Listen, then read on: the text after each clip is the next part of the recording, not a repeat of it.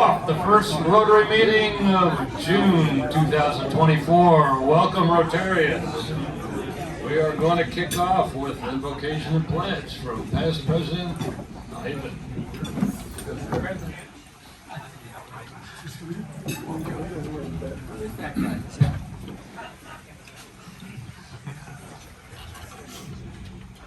Thank you, President Bob. What I want to do is try to give you a little inspirational moment here. As you can see from this banner here, every president has, during the year, the international president makes a theme and everybody has a banner. This is the one I had for my year. Be the inspiration, but there's a signature down there and it's Barry Rassin, who was the president that year. Ron Boldian took me, I went to a meeting, he said, come outside, I have something in the trunk of my car I want to give you. And he pulled that banner out of the car and said, this is the only one like that. And the banner says, be the inspiration. And that really meant a lot to me. If you go to your Rotarian magazine, page 59, you'll see Barry Rassin's picture. He's the chairman of the trustees, and he's past president. But the thing I really want to draw your attention is over to the right, the Rotary Code of Conduct. You'll probably know at the top it's a four-way test, and then it's the object, but the Code of Conduct is not something many people pay attention to. It says, act with integrity and high ethical standards in my personal and professional life. Deal fairly with others and treat them and their occupations with respect. And this one I really like. Use my professional skills through Rotary to mentor young people and help those with special needs. So I want to draw your attention to page 59 in your Rotarian magazine, Barry Rassin, be the inspiration, okay? Join me in the pledge. I pledge allegiance to the flag of the United States of America and to the republic for which it stands, one nation, under God, indivisible, with liberty and justice for all.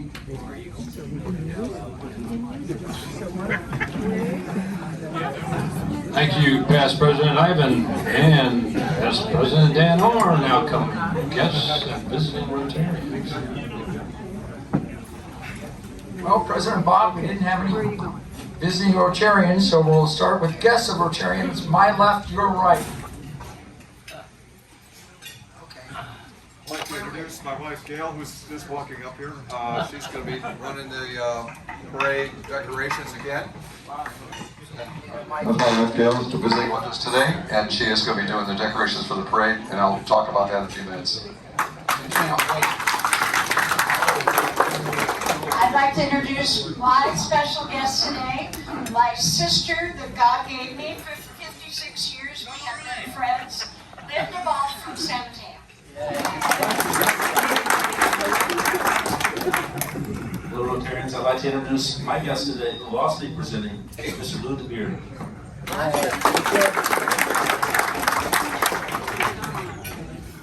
Okay. Senator Jane. President Bob, fellow Rotarians, yes. Visiting with us today is Carol Young, our special guest. Thank you. There, you going to introduce Mark? Meredith, wait a minute. I need a wait. Yes. Here they go. It's a race.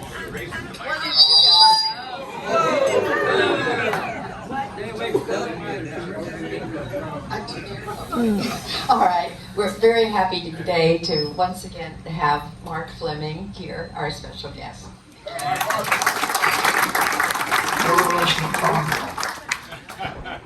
And I have a special guest here too. My special guest is Shannon Pavel.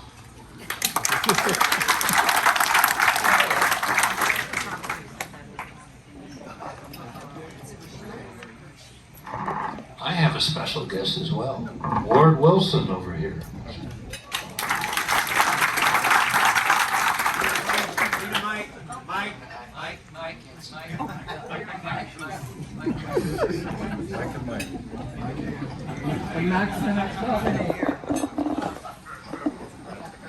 I'd like to introduce two special guests, our good friend Marietta Pan and my husband Rod Lowell.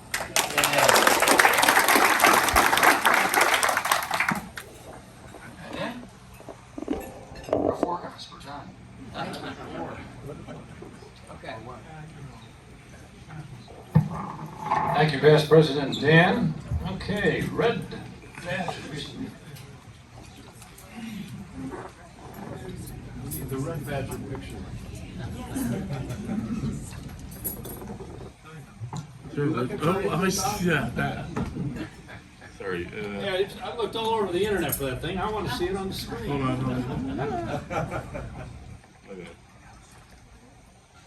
There we go. There we go. If you are a red badger, would you please stand? I knew it. You're a red badger.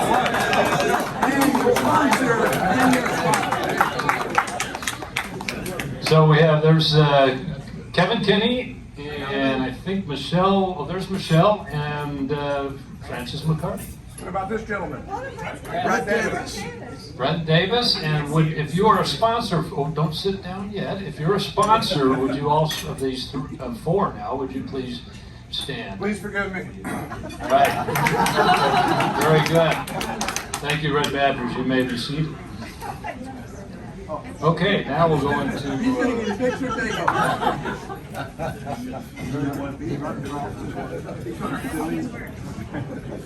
June is a busy month. We have a lot going on starting tomorrow. So those of you that initially thought that the social was going to be next week, it is in fact tomorrow, 5:30 at Sandra Treadwell's. And what are we bringing for this one? What food? Peanut butter again. Peanut butter again. So if you have a jar of peanut butter, or can pick one up on your way and bring a glass to drink from, that's going to help you win. Beach cleanup on Saturday. Flags on the Avenue is a very patriotic month, as you'll see. So June 14th is what? Flag Day. Flag Day, very good. And June 19th is? Juneteenth. Juneteenth is our newest federal holiday. And June 21st, that's not actually a federal holiday, but that is a special event for the wives, I think, correct? League of Wives. League of Wives. League of Wives, excellent. So if you're putting flags up and down, thank you for doing that. It's we're going to get our miles in, our steps in. And I think we're going to hear about this again. Low tide on Sunday, the 23rd, our big event of the year. Governor's dinner, last pitch on this one. We do have 2 tables, and if you'd like to go, we're still, I think, trying to fill spots on the second table. Talk to Suzanne or Jane, and they'll get you all set up. Okay, next slide. Summer fashions on this table over here are ready to go, and there's a lot of cool stuff over there, so please stop by and make sure that you're well adorned for the next months. Next slide. We do have a date, and we do have a location, and we have a time, and we have a registration on the website. It is now open. We'd like you to do so we can adequately get outfitted for Jamie's farewell on the 12th of July. So we will be sending out RSVP notes for that if you haven't gotten one already, and it is on the website as well. Okay, paid political announcement for committee chairs. We need to have a succession plan because there's a lot of hard work that goes in, and some people run the hard committees in this organization for years on end, and we have so many new Rotarians this year alone. Do you realize that with 26 new Red Badgers in this Rotary year have been converted to Blue Badgers? That's 10% of our entire membership. That's a lot of energy. Now, I say that's a lot of turnover, but the plus side of that is, and it's not turnover because our membership has actually grown by that amount. We haven't really been losing much in the way of membership, but what we have is a huge amount of new energy, and people that are joining really want to get to work. So if you are a new Blue Badger, I'm going to invite those who are committee chairs to contact me and and let me know if you're looking for somebody to come in as a co-chair. I don't think we have problems finding people to put on committees. I'm looking for leaders of our committees, and if you are a committee chair and you don't have a co-chair that's ready to step in when you leave, please send me a note, and I'll let you stand up here and make a pitch to get leadership in your committee. And to kick that off, I'm going to turn this over to Doc Pedrati, because he and I actually work on the float committee, and we're doing exactly that. Over to you, Doc. All right. Thank you. Thanks, President Bob. What? Next slide. So we're going to be meeting in front of my house at 339 Palm on the 2nd and 3rd of July to decorate the float again. We've won 9 out of the last 10 years in a row. We have the system down, so the new committee chair won't have much of a problem picking it up from me. I will be willing to be the co-chair next year and help guide you, but I do need a committee chair to kind of pick up the slack a little bit and help me out and take over. And so if that's the case for you, please get a hold of me or Bob so that we can go ahead and start forward. I think it'd be important that you get involved in the decoration in the last minute meeting we have next week if you decide to do that, so we can you'll learn how to plan and how we run it. But that's one of our major ways of demonstrating who we are. So it's a fun group, and so get a hold of me. Thank you.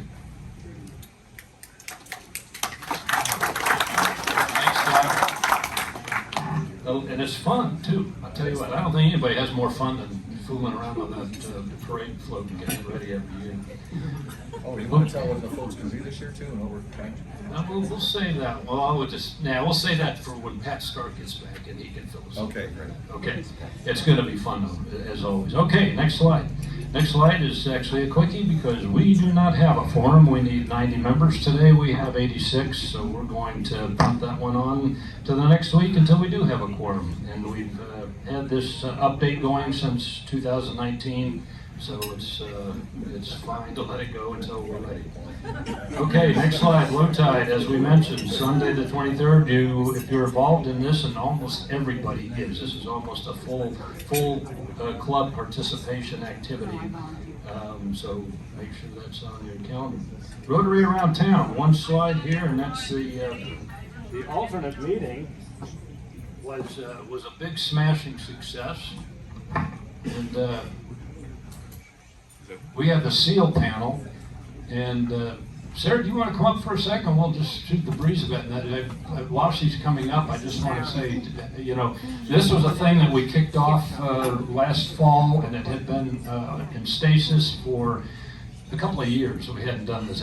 It dried up during the pandemic, and thanks to Sarah's efforts, we've resurrected a really tremendous forum. And we see Rotarians that we don't see at the lunch meeting because they have conflicts, and they are able to make a meeting once a month and come to this. And this particular one, we had the seal panel. And that was such a big success that Sarah and I were shooting the breeze here and saying, well, you know what? In October, we've got a spot, and not to be outdone by the special warfare guys, but we think we need a naval aviation panel. And are there any naval aviators here?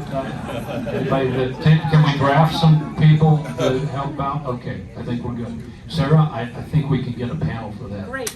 Okay, don't go away though, but because Sarah is like the poster person of a superstar in this club. We came to her and we said, hey, you're going to have to start from scratch on this. We don't have much guidance, but I think we need an alternate meeting format. Can you do it? She said, yeah, I'll do it. And boom, no guidance, very little help, and off she goes. And Sarah, you are truly a superstar. So you're the newest superstar.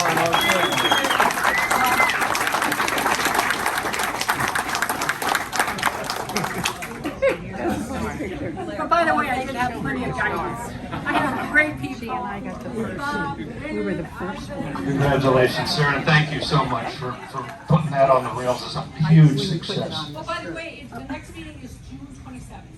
Okay, June 27th is the next alternate meeting. There we go.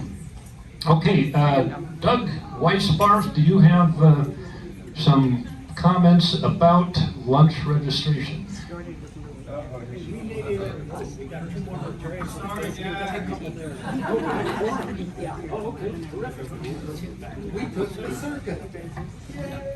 Did you really?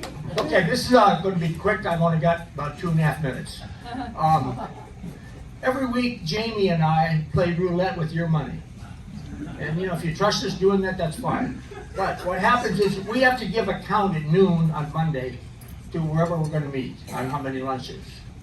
How do we get that number? Well, we look how many are registered by Monday. How many more people do we think might register? How many more people do we think might walk in? And then we got to subtract the number that we think won't show up. And so that becomes our number. And guess what? If we don't have that number of people, we still pay for that number of meals. So now we're paying extra. If we lowball it, then we may run out of food. And some of you, you've paid early, you've registered early, you come a little late, and there's no food left. So, how are we going to do this? And the other thing is if we don't make our number, then those of you who didn't come, we can't refund your money or move it on to the next week because we've paid the club for that, so we have to use your money to do that. So I guess what it means that we really need to be more accurate. And how do we pay the club? We pay the club from my number. And so what happens is a lot of you occasionally will come in and say, well, you don't check in, you just sort of sneak in because, hey, you've registered, you've paid, so what? Well, unless I know you're here, then that affects the count, and then we either overpay the club or we underpay the club. Neither one matches the four-way test. So, and another thing, so the alternate meeting, just last week, we had the alternate meeting. We had to cut it off because we reached the maximum number the room would hold. And guess what? 25% of the people that signed up did not show. It's a tough way to run a railroad. So, we just really have to apply the four-way test to this. Is it fair to all concerned? Now, just think of it. If you and your husband or you and your wife decide to hold a dinner party, invited 3 other couples over, you got a beautiful table set up for 8 people, all the food, everything's ready, and each couple brings a friend or 2 with them. How do you handle that? Well, that's what we have to do here. So try. Now, I know emergencies come up, and if they do, please call me. So, because I'm the one that sits there and has to tell people, oh, we don't have any more food. You can come in and sit, but you can't eat, or this or that. Sometimes if you call the office too late, we get the message after the meeting. So anyhow, so please try to be better. If you sign up, please come. If you want to walk in, give me a call. I'll tell you if there's room or not, okay? Thank you. Thank you, Jack. What I really want to know was when 25 didn't show up, was there still any pizza left? All right, Paul Ludline, are we going to talk low tide, the big event? Here it comes. Have you been training?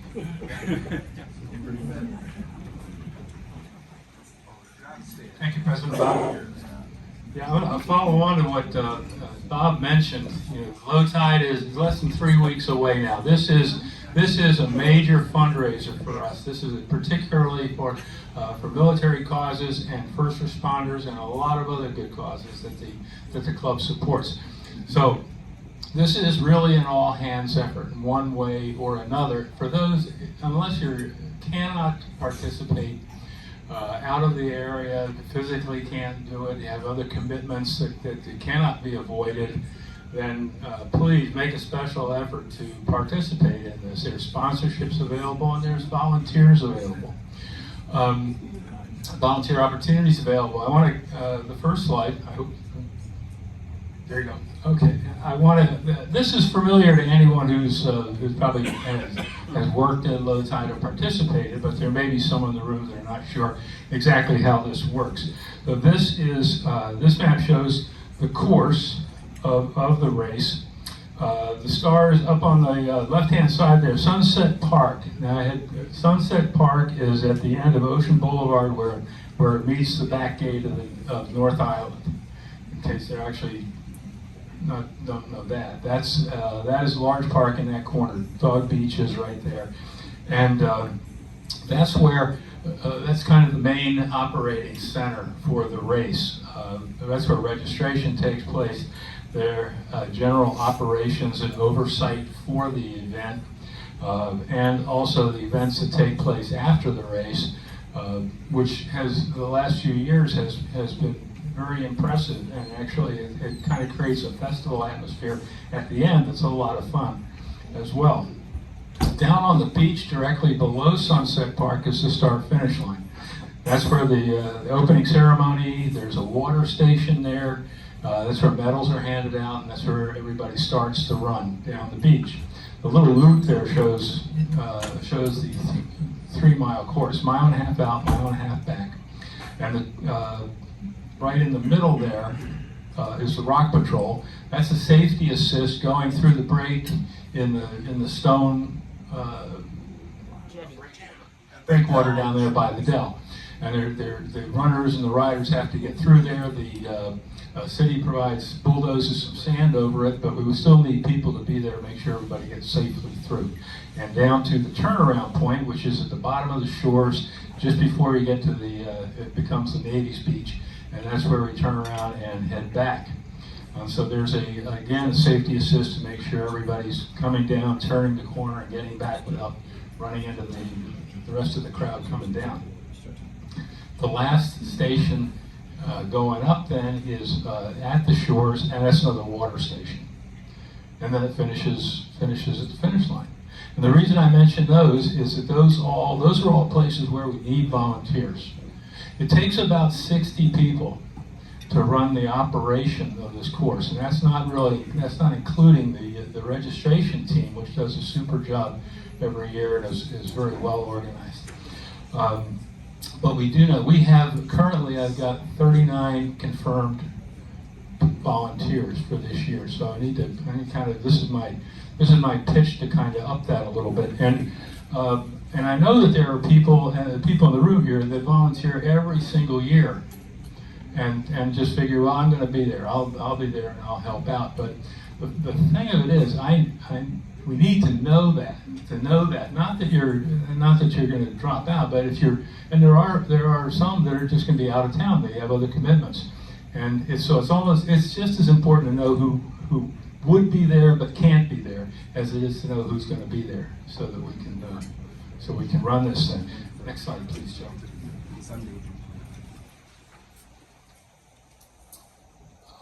Okay, so going down, this is just a list of some of the areas where you can volunteer, just to give you an idea of what the volunteering entails.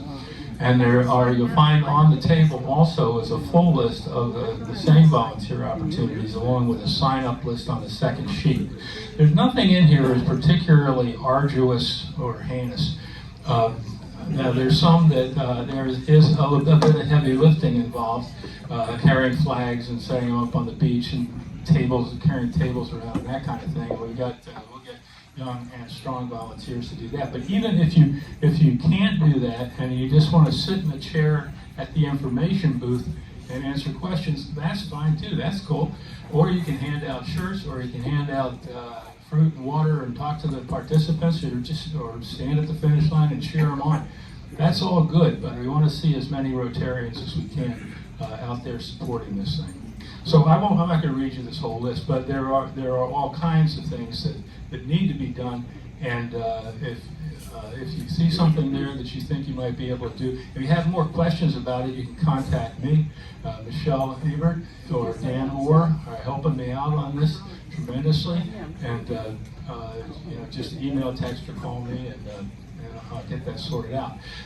Some of the early things start as early as 5:30 or 6 in the morning for setup, which is not for everybody, but that's important as well. And then the teardown begins about 10 o'clock, and it's all over by 11. The race itself now, starting at 8, is practically over by 9.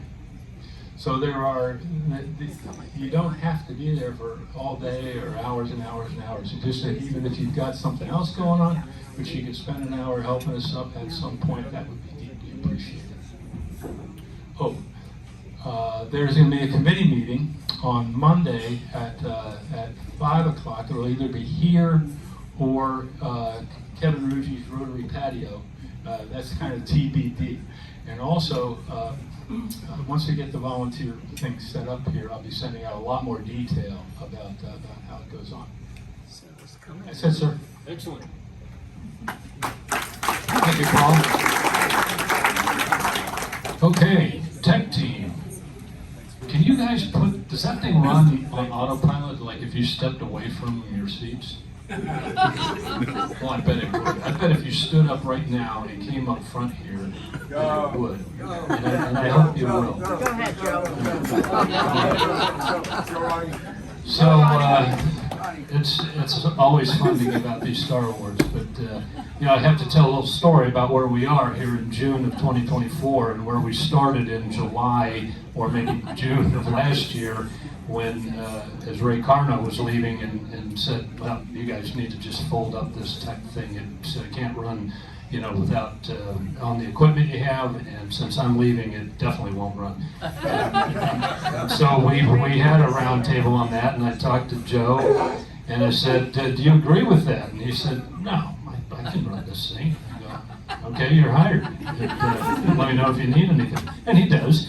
But this hybrid format and the ability to conduct it has made all the difference in this club. It allowed us to survive during the pandemic when many clubs folded. And after Ray set it up, which was a fantastic effort on his part, and having Joe perpetuate it and make it better, and his team have made all the difference here. So, Joe, I know you already have a Star Award from the previous year. That's why now you are an emeritus star. So you get the laurel leaf on yours. And Ronnie, that's your first star recipient.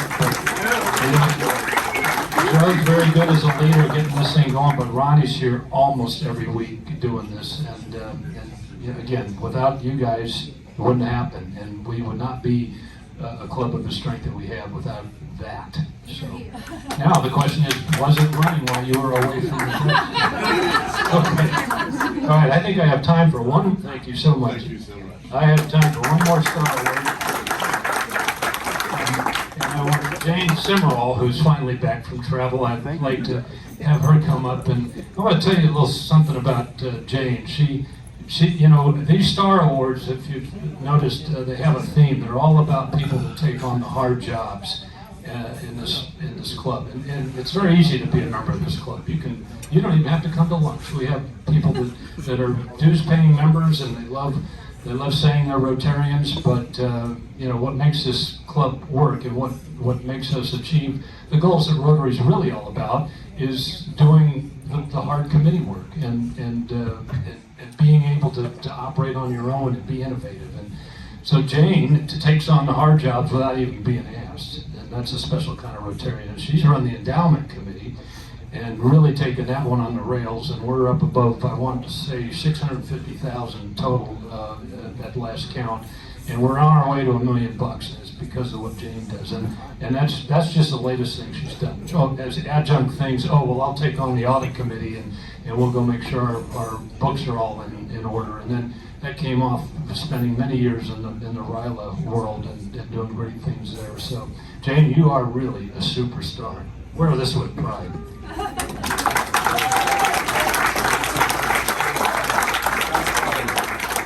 Okie doke. And with that, I'm going to turn it over to Charles, who will introduce our guest speaker.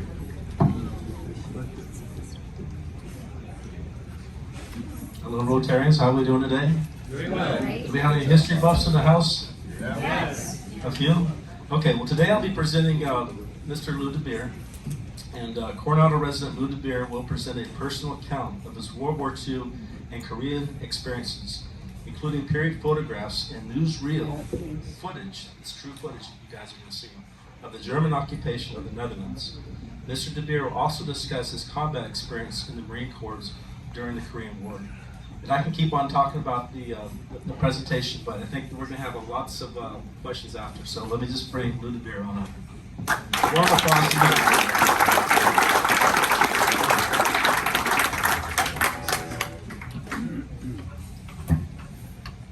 Carol?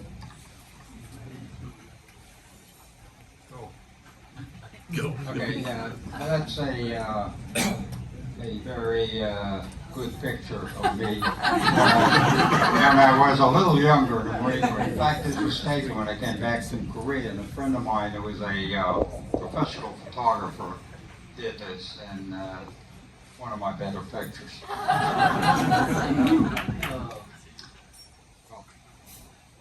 Okay, I'll start from the beginning where it's a good place to start from. We were an American family living in Amsterdam, the Netherlands.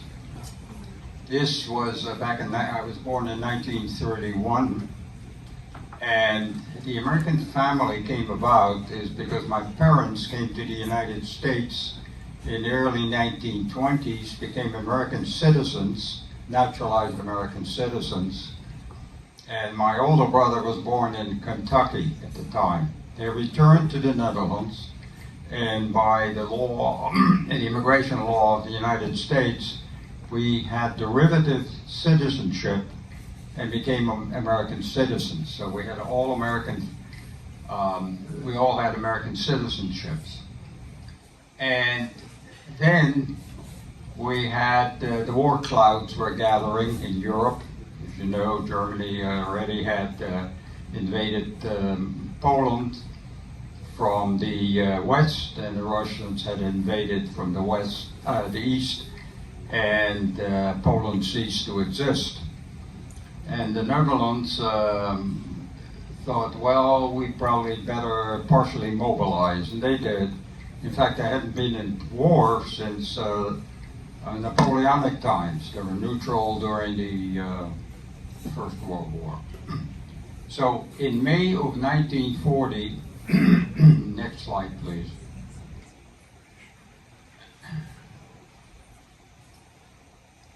Yeah, and now on the left, right. Okay. In May of 1940, German troops invaded the Netherlands. And the Dutch indication there, it says entry of German troops. This was the Amsterdam, the Netherlands. And as you can see here, this is an actual newsreel, Dutch newsreel, taken at the time. We can turn the lights down a little bit, perhaps you can see a little bit better. Is that possible? Maybe not. Yeah, it's possible. Otherwise, it's kind of, yeah. Yeah, oh, that's great. What you're seeing here, the officer on the right-hand side was reviewing his troops as they came in. And in a moment, I'll show you where my younger brother and I stood to watch the entrance of the Germans. And this went on for a while. That's part of his staff in the background there. And this went on for quite a while. Right here is the Royal Palace. Anybody who's been to Amsterdam, it's on the large plaza. And here you see the troops coming in. And in a moment I'll show you where my brother and I were standing, and we'll watch regular troops and SS personnel in motorized vehicles, motorcycles, trucks. And let's see, where are we? Did we fade it out? Faded out, yeah. Do you want to go to the next? Can you turn back one slide, please? Yeah. One more ahead now. And you got to restart that. You lost it. A restart, okay. Yeah. Okay, we're back here. May, as you can see, 15 May. And 5 days later, the Dutch army had to surrender because, of course, no one at that time could withstand the German blitzkrieg as they were conducting in Europe. And in a moment, slide progresses here, I was at the Royal Palace. Heavily motorized, but in fact, there was an awful lot of horse-drawn. If you look at World War II pictures, the Germans used a great deal of horse-drawn carts and wagons.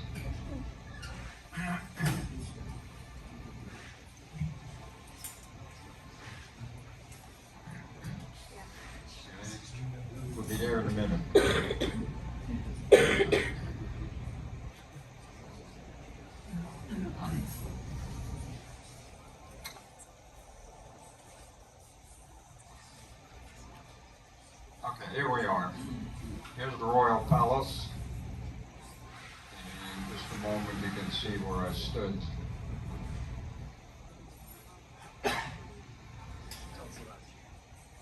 These people were greeting the Germans.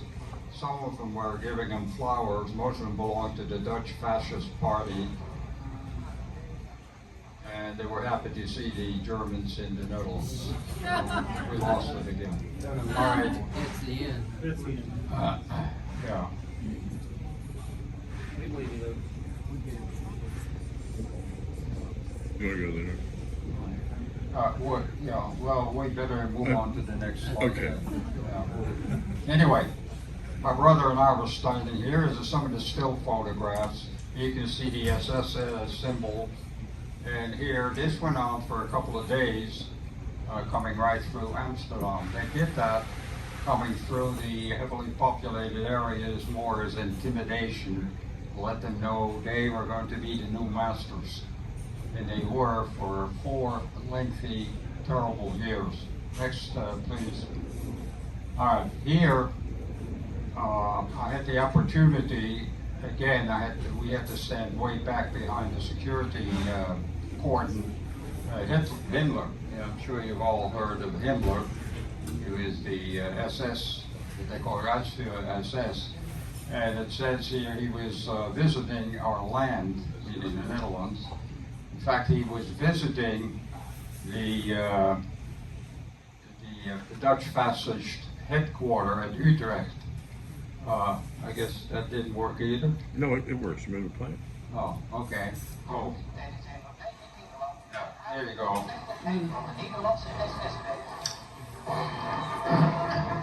And the music you hear is an SS honor guard. And my younger brother and I happened to be in the area. We have some relatives in this town. And this is the honor guard. We could see this from a distance. This is the newsreel version. Okay, next slide, please.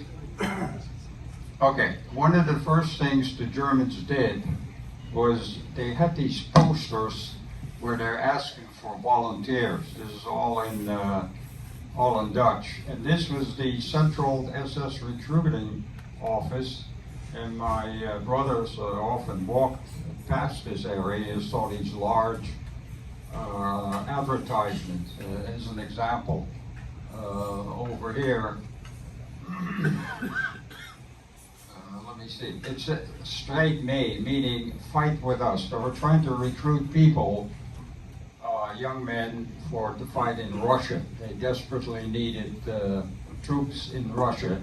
And in fact, there were about 25,000 Dutch young men who volunteered for this, and they were highly prized by the Germans because of all the countries where they did recruit, they were the best fighters, easier to discipline, because Dutch society in general, at least it was at that time, was a highly disciplined and structured society. Next, please. And here, you'll see in a moment. Okay. And you'll see him a little bit better. Seys Inquart, who was appointed the head of the Dutch government. He was a lawyer from Austria, a dedicated Nazi, and he's taking the salute. This was his initial, these are all newsreel. And we saw them here. Of course, we had to stand way back. And he worked with a lint. And he's telling the people here, we are gathered here, and I want to proclaim that what we're doing is in the interest of the future for our German nation. And he said, because of the task at hand, every German man must become a soldier. Not necessarily a combat soldier, but to take part in a society that had to be highly disciplined to carry out the war aims. And the Germans were famous for their marches. They were very good at it to begin with. And you can see typical And we saw many of these, and this is just a parade, a reviewing parade for the dignitaries on the left-hand side. And we saw this, and you know, as a kid, I didn't really know what was going on. My younger brother was about 2 years younger than I was. And, you know, like all kids, oh, this is great. We had no concept of what was really happening. Next, please. Okay, couple of things that happened almost right away in the Netherlands. First of all, they instituted rationing. And the reason they instituted rationing is that they needed Dutch goods, everything, including leather, clothing for their military machine. And they did this to every occupied country, but they paid for the services, but the Dutch government had to comply with it. You had to deliver this and this, etc., etc. The other thing they did was almost immediately is to start the persecution of the Jews. And you can see here, it's not well shown here, these are the Star of David they had to wear on their clothing as an identifier, and they were required to register as Jews in Amsterdam. Over here, a district was designated in the center of the city, the old center. It says right here, Judenviertel or Joodse Wijk, means that's the district. Over here, I'm sure you've all heard of the Anne Frank House. On the way to school, my younger brother and I many times passed it. Of course, I had no idea what was going on at the time. The other thing the Germans did was confiscate all radios. You were to turn in all radios, private radios. You are not to listen to any foreign broadcasts except German-generated local broadcasts. German-generated, they were directed, of course, by Dutch speakers. So one of my, I think it was my cousin, he built, although that's only a replica, a small crystal set. And the crystal set doesn't need any external power. So there was no need to plug it into the wall. And you may have seen these around or read about them. And they work well because the broadcast coming from England with a big powerful transmitter from the British Broadcasting Company. And here's the enlargement of what they were. It was sewn on the people's clothing. This dedication, it says, in memory of 153 students who in 1942 were deported. This plaque was attached to one of the local schools in Amsterdam. Next. All right. When the Germans invaded the Netherlands in 1940, Germany and the United States were not at war at that time. Then, about 3 days after Pearl Harbor, 1941, December 7th, about 10 December, Hitler in the Reichstag, which is their parliament, proclaimed war against the United States. And then the United States reciprocated. Here is Roosevelt signing the Declaration. He declared war against the Axis power, including Italy, Bulgaria, Romania, etc. And what happened then, our neutral position instantly changed from neutral to an enemy alien. And what happened next, we spent the next 3 years in the concentration camps. Next, please. Okay. What happened was, at first, the German security police. German security police was a part of the SS office of Gestapo in Amsterdam. And they arrested my older brother and my father and sent them to separate camps, one in Austria and one in Germany. And when that happened, the night that happened, my mother and I, and because my mother was determined to find out where they were taking him, because she had asked the people who were doing the arresting, where are you taking my husband and my son? Well, they couldn't answer. There were two people involved, a Dutch uniformed policeman and a man in civilian clothing. My mother, fortunately, when she was a younger girl, she was a telephone operator at the foreign desk. In one of our principal areas that she was responsible for was Germany, and the company she worked for sent her to a German language school. So she was pretty conversant in Germany, which was to come very handy during our stay where we were staying. So the first thing we did the next morning, my younger brother went to school. We went to the German headquarters, the army headquarters, and they said, oh no, we don't handle that, go see the Dutch police. So I went to the Dutch police and said, no, nothing to do with it. All we did was follow orders. He said, you need to go to the SS security office. This is it right here, and in fact it was a requisitioned girls' school. You can see the huge flag, and I remember this as if it happened yesterday. We walked in there, and nothing fancy. You know, it's not like the Hollywood movies, they're all dressed up all the time, the Germans, fancy uniforms. That's only true when they are in a formal gathering. And we went in there, and my mother spoke German, as I mentioned, and she said, I'm here to find out what happened to my husband and my son. And the young fellow, he said, well, you'll have to wait a moment. He spoke in German, and she told me what he said. We'll see what we can do. And in the meantime, the fellow leaves. We just sat there. He comes back and gives me a lollipop, ice cream, which is a kid, you know, it's great. I had no idea what any of this meant, of course, at the time. I was only, I think it was 7, 8 years old. So he comes out, he says, okay, come with me, please. And we went into another office, and there was a uniformed SS officer, because on their left lapel, or the right lapel, they wore the SS signal, you know, the runic sign. And he said, and my mother translated, yes, we'll give you a pass, you can go see your husband. No children allowed. So she went to see my father. He at the time was getting some treatment. He had a stomach ailment, but apparently he was okay. I mean, he wasn't mistreated. And that went on for a couple of 3 weeks, and then one day she comes back, and I said, well, how is Dad doing? He says, he's no longer there.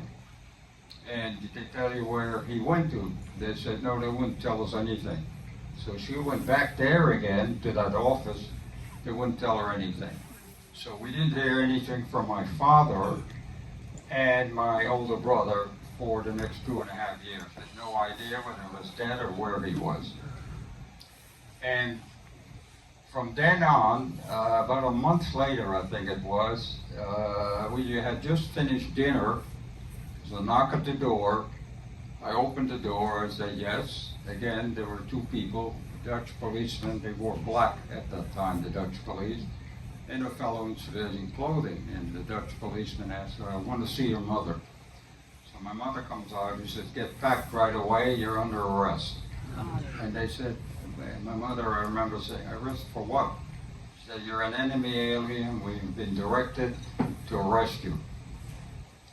The reason they did this is to arrest the enemy aliens. Well, we weren't the only ones. There were a lot of British citizens who were caught in the occupied countries, and they arrested them also. The reason they did this, they had a program where they would exchange civilian and military personnel that the Allies had captured, either in battle or they arrested them in the United States when the German citizens were there. There was supposed to be an exchange program. Well, partly it worked. Some people were repatriated, mostly sick and elderly people. So Next thing, what happened was, next slide please.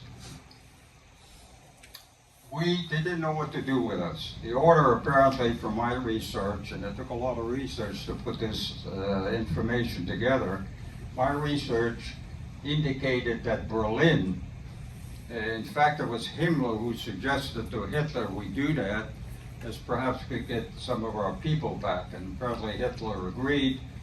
And the direction from Berlin was, you put them anywhere where you have some room, we'll figure out the final destination of all these people. So the first place they sent us was a place in northeast the Netherlands, right here, what they call Westerbork. Well, Westerbork happened to be the central location where they collected all the Jews for transport to the extermination centers at Auschwitz, etc., and also dozens of concentration camps. And we were housed in a couple of barracks they had that were separated by barbed wire from the rest of the camp. In other words, we were treated in a completely different manner. There were no physical violence against us, but we were confined. You know, you have barbed wire around you. You got guard towers with people in there with machine guns with orders to shoot at anything comes near the wire. So we spent some time there. And by the way, this is the commander of the camp. He was arrested after the war, but he was now not held for any war crimes. In fact, this was kind of a model camp. The last thing that the Germans wanted to start is any kind of rebellion. They wanted everything nice and quiet. And this fellow over here, as long as he delivered the number of people, I'm sure you're familiar with the situation, the man who actually directed all this. And he complied with the requirement, so many Jews every 2 weeks, and he did. So the situation was very well run. This is a train that was bringing from central portion of the Netherlands, from Amsterdam, in fact. These people just came off the train. These are Dutch police over here. This is a typical guard. And here, we stayed about a month and a half. The food was tolerable. In fact, we ate the food, most of the food, just like the guards did. Next, please. Okay, the next camp we went to, remember now, they're trying to get us to a place which will be more central in terms of gathering all these people from other countries that the Germans had invaded. The LMA, the aliens. This was the most notorious concentration camp, and it's right here, just south of Amsterdam. What you're seeing here are electrified fences. A moat and another fence, and here's a guard tower. And you can see the heavy concentration of barbed wire over here. This was the entrance to the camp after it was captured by Canadian forces. And we stayed here. I say notorious because a lot of people were murdered in this camp. The Germans employed all kinds, I'm sure I won't go into the atrocity part. And this sign up here said, anyone who approaches the barbed wire will be shot, period. So if you were within a certain distance, you can't see it over here, the guards had orders to shoot. And they got machine guns up here. And it was apparently strictly enforced. We stayed there about 2 months. Next slide, please. And then we moved on. Here is a picture of the guard company, or part of the guard company. Here's the commander of the camp. These are the title. The SS had every rank had a Führer. A Führer means leader. Untersturmführer. His name was Karl Berg. He was arrested at the end of the war, stood trial, was hanged for crimes. And a little picture of the camp here. Here, this chart over here, each prisoner, we didn't have to wear these, was given one of these items that was sewn on the back of the jacket that they wore to identify who they were. As an example, again, you can't read it here. I have a means of magnifying it on my own projector, but not over here. Typically, they had everything in there. They had Russian prisoners of war. They had German prisoners of war who were political unreliables. You had homosexuals. That's what they call it. You know, we use gay today. This is a nice term. And they had asocial personnel. Asocial in German terms was they couldn't conform to societies to society as the Germans wanted them to. They were arrested, and there were Jews, but there were very few Jews in this camp. And then there were Jews who were politically sensitive, and they required special handling. Special handling means they got the worst treatment. And this was part of his staff, and about half the staff were arrested, and they were also hanged. He was a civilian who often worked with him, usually some type of a functionary from Germany. Here's a company about to go to work with the guards over here. Next. Okay, next camp we come to in Germany. This camp was located right here. There's a lake right on the Swiss border. And right here is Dachau, which was the first concentration camp in Germany. And over here you can see the extermination centers. This is the legend over here. You have Auschwitz, Birkenau, Treblinka, and a whole bunch of others. And I'm sure you're all familiar with that story. And so we were stayed there. Now, this was a better camp, better in the sense that we had more freedom. In fact, we only had a couple of guards. These are the Schutzpolizei at the time with the helmets, and we had 2 guards in this building. This building, before we came, housed severely mentally ill German patients. They removed the patients, the Germans, about 250, and they killed them because they had a program that said, these people are useless to us, we're not going to feed useless mouths, we got too many other people to feed, and they just murdered them. As part of a major program, approximately 250,000 people died in Germany. So they were willing to do that to their own people. You can imagine what they did to other people. Then, on a day, they took the kids into a nearby field, and in the field were these young German young people. They were a Jugend, the Hitlerjugend. And we played with them, we had lunch with them. They couldn't speak English or Dutch at the time. And we couldn't speak German, but we played together, we had a good time, and then the guard brought us back. And we stayed here, it was about 4 months. Next, please. Okay, we finally come to the last camp, and this was in eastern France. A place called Vitel, which is a famous spa. You take the water, in the old day, you take the water there, and you drink the water, and you have all kinds of places where you can, you put your body, and the idea was to use the water because it was a good curative. This is the commander of the camp. He's an overage captain, army captain.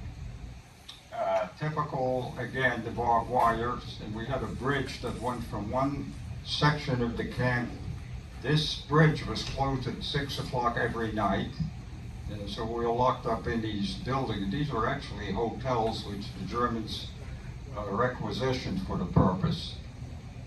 And we stayed there about a year and a half, and it's there that we were reunited with my my older brother and my father, and we had a very joyous reunion, as you can imagine. We hadn't seen them, and we hadn't heard from them in all that time.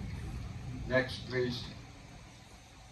One of the problems, in the beginning, the food situation wasn't too bad. It was reasonable. We could subsist a lot of soup, what the Germans call Kartoffeln-soup, potato soup, because it was cheap. We received Red Cross parcels, and you can see the typical content. And the American Red Cross would send them to the Swiss Red Cross because we were a neutral country during the Second World War. You can see the package. And the most prized was the cigarettes. American cigarettes. If you have those, you can get anything. The Germans prized them, the French prized them, so that was very nice. And of course, the kids loved the chocolate. So we got this, I think, once every 2 months, each one of us. So we have 5 packages. Sometimes the Germans opened the packages and they stole the cigarettes because it was the most valuable item in there. And here you can see, this is actually when the camp was liberated. We were trading with a French farmer for fresh dairy products, etc. Next, please. Liberation Day, September 1944. The Allies had landed. In fact, tomorrow is D-Day, 80th anniversary. And we heard it on the clandestine radios in the camp that smuggled them in. Well, smuggled them in. The Germans knew what was going on, of course, the guards and the commander, but they knew the war was lost anyway. Anyway, we heard it on the radio. And what you see are elements of Patton's Third Army, the French under General Leclerc, and the I forgot which divisions in Patton's army. You see the half track over here. We were standing right here. The whole family was standing right here. There's a Sherman tank. This is the building we were in. You can see the barbed wire. You can see some of the people over here. And I remember this tank. And right across the street over here was a machine gun emplacement, which the American troops had installed. This is a modern view of the camp as it is today. This probably was the happiest day of my life, and the family's life, as you can imagine. Next, please. Okay, can you start the, it's a newsreel picture. Okay, people had this gigantic American flag. Some of them were Americans, most of them were just prisoners. You see that flag flying, and there was joy and celebration. The gates were thrown open. You were no longer, didn't see any armed guards, with rifles and the threat of violence. So all this was a tremendous relief. It's very difficult to describe to someone who's never been through any of this what it means to live behind barbed wire for years and not allowed any freedom, where they locked you up at night. Although we were not physically abused, mentally, for some people it was a major problem. In fact, many of them developed very serious psychological problems after the war because of the confinement. These are American nuns who were also imprisoned. In fact, they held a school for the young kids, and I found out that the nuns were pretty strict, in your school, in the school. But so we benefited from some education there. Next. Okay. This is the other half of my life at that time. We're going to have to call you back for the other half. Okay. This is a good break point because we left the Second World War and we're going to Korea. Right. You don't want me to continue. That's too long.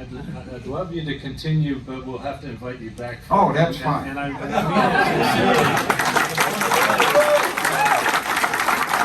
Let me tell you that we rarely run overtime, but everyone here wanted to hear the end of the World War II story.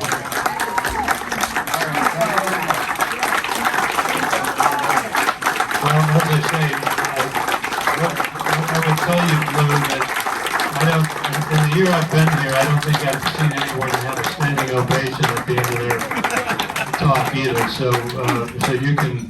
What about your father and your brother? Did you see them? Yes, they were Your father and your brother? Yes, yes, that was, we were all waiting for the end of that. They had a joyous reunion. And so I want to restate that I don't think we've had a standing ovation for a speaker in the year I've been here. So we were willing to stay overtime to find out how it all turned out. And not only that, we're excited to hopefully have you come back and tell the Korea story in the next schedule here. So in the meantime, we will adjourn for today. And next week we are going to go back into the artificial intelligence world and hear from Mark Sills, who is the VP of Info Systems and Technology from MIT. And he'll be speaking to us from the Coronado Cays Yacht Club next week. So, in the intervening 7 days, go out and have a great Rotary week, and remember, service of yourself.